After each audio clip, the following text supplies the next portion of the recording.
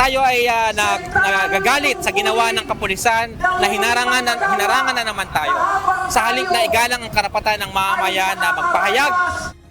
Nakarating hanggang sa Ermita, Manila ang grupong nagsagawa ng kilos protesta ngayong Labor Day.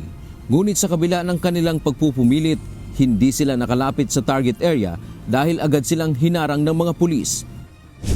Bagamat pinipilit sana ng mga realista na makalapit sa US Embassy, pero pagdating pa lamang nila dito sa Calao Street, medyo may kalayuan pa ito sa US Embassy, ay nakita niyo po mga kasambahay, may mga nakaharang ng tropa ng Philippine National Police. Dito na nagsimula ang tulakan sa pagitan ng dalawang grupo.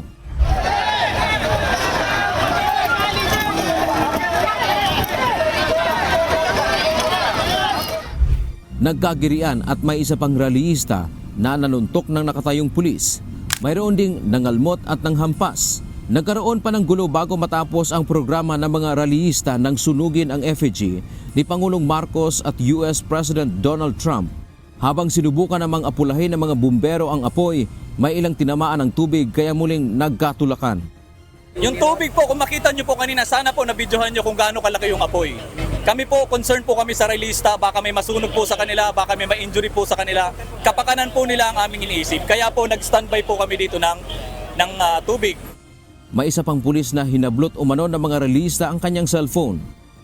Yung pulis po natin nandito, peacefully nag-document, hinablot po. So ganyan po ba ang malayang pamamahayag, may kasamang pagnanakaw? At galit po tayo sa magnanakaw, tayo rin mismo nagnanakaw. Dahil sa mga nangyari ayon sa Philippine National Police, maghahain sila ng reklamo laban sa mga individual na nanakit sa kanilang mga tauhan.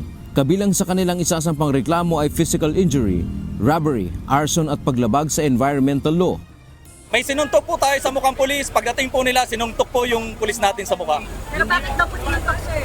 Wala pong dahilan. Kami po ay nagbabantay lamang, ang amin lang po.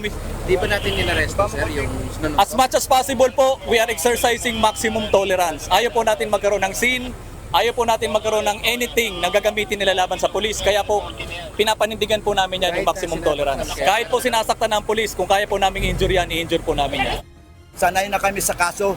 Kahit wala kami susunugin, kinakaso kami, pinapatay kami. Ganun lang, hinuhuli kami, binibintangan kami. Wala na iba yan, kundi sanay na kami dyan. Ayon naman sa grupong Kilos ang Mayo 1, gusto lang sana nilang maiparating ang kanilang mga hinaing sa mapayapang paraan.